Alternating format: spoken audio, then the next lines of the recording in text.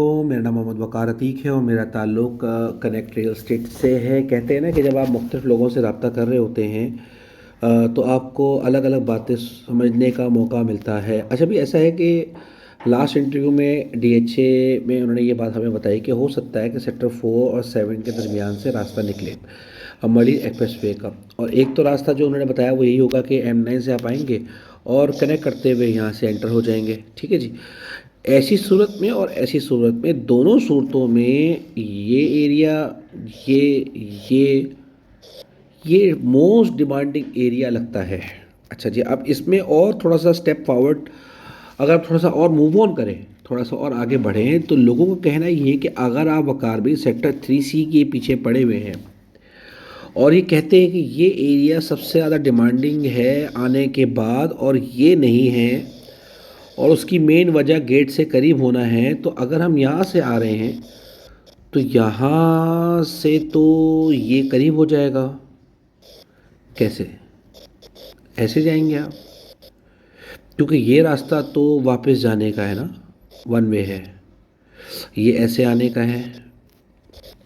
तो चलो, कोई ना कोई रास्ता तो निकल ही आएगा जिसकी वजह से हम ये कह सकते हैं कि यहाँ से यहाँ तक का 13 ABC का रास्ता शॉर्ट हो जाएगा। मैं इससे एग्री करता हूँ। लेकिन जो गलियाँ हैं, 13 ABC की गलियाँ छोटी हैं। हर गली से निकल के कमर्शियल, हर गली से निकल के ये गैस पाइपलाइन का आना, रोड लेवल का ऊपर ज़मीन का नीचे होना, इन चीज़ों को कैसे आप इग्नोर करेंगे? 13 ABC करीब ज़रूर पड़ेगा, लेकिन अगर आप यहाँ देखें तो commercial commercial commercial commercial commercial की दुकानें ज़्यादा हैं as compare to residential plots. ये सबसे बड़ा डिसएडवांटेज रहा सेक्टर 13 में कि जिसके पास कमर्शियल की दुकानें हैं, समझ लो कि कमर्शियल ही कमर्शियल है। जबकि एज़ कम्पेयर टू अगर हम सेक्टर 3C की बात करें तो ऐसा नहीं है, और वहाँ पर सड़कें 50 फीट चौड़ी हैं, पार्क बड़ा है। ऐसा पार्क है कि वो एडवांटेज है, डिसएडवांटेज नहीं है। फिर उसके बाद मस्जिद और कमर्शियल है तो उसके साथ पार्किंग भी दी हुई है, लेकिन उसके बावजूद ये एरिया सस्ता ही बिकता है, ये वाला एरिया। ठीक है जी।